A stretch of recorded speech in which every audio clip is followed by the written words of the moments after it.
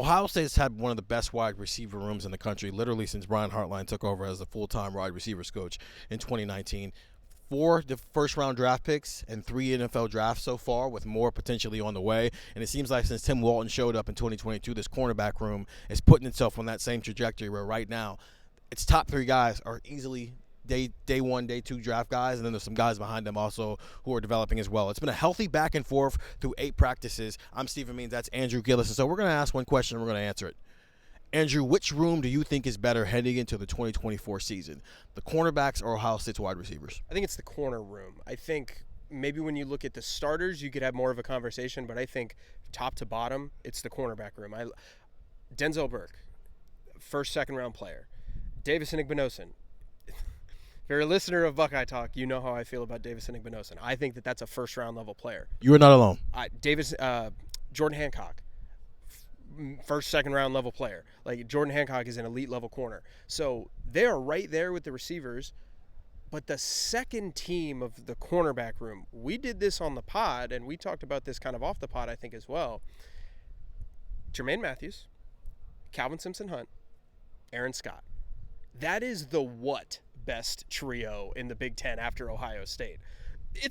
They're not like last. They are certainly probably upper middle class if you were to rank the cornerback rooms in the country. If that was Penn State's cornerback room, you're feeling really good about that cornerback room. And then you have like Lorenzo Styles as a guy who can play in the slot, and they like in the slot. Jim Knowles, I think it was pretty interesting at his first press conference, I think it was, that we talked to him this year.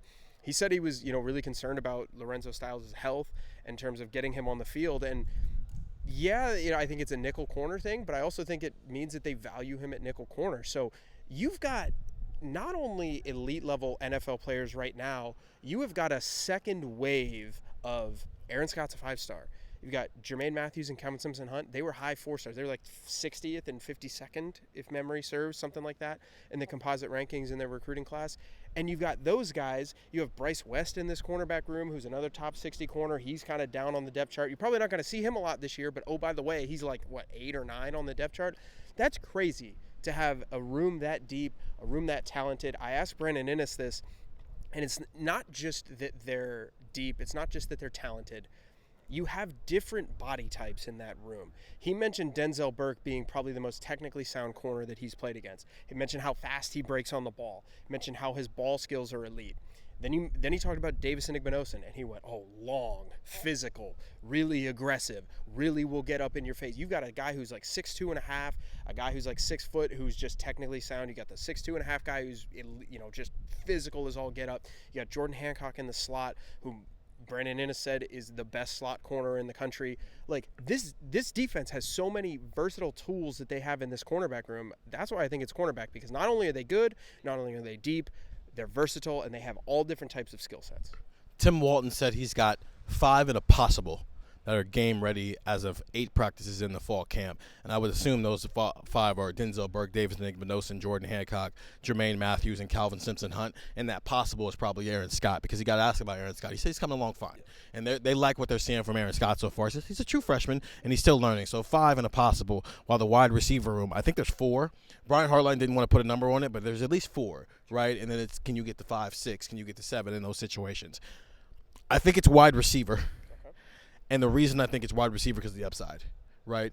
And these guys were kind of laying gauntlets down today. There's been a lot of check writing over the last couple of days of interviews, whether you're talking about C.J. Hicks guaranteeing that he leads his team in sacks. Carnell Tate says he's coming for 1,000 yards this year. He said his time is now. I asked him about that idea of, we saw it with Jackson Smith-Njigba. In year 1, didn't do a whole lot. In year 2, he breaks records. We saw it with Marvin Harrison Jr. In year 1, didn't do a whole lot into the Rose Bowl. In year 2, he's the best receiver in the country, right? Can Carnell Tate be next on that list? Marvin Harrison said last year he thinks so. Carnell Tate, retweet. Literally retweeted it today the way he was talking. He said, it's my time now.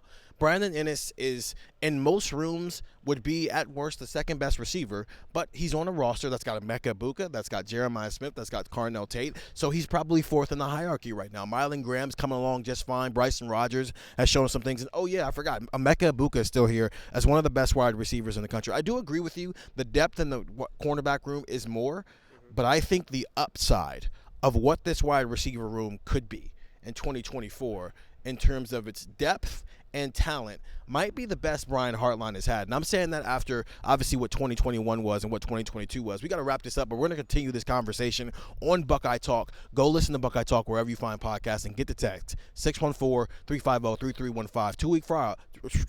2-week free trial. Not free trial. That'd be weird. 2-week free trial. $3.99 after that. We'll talk to you guys later.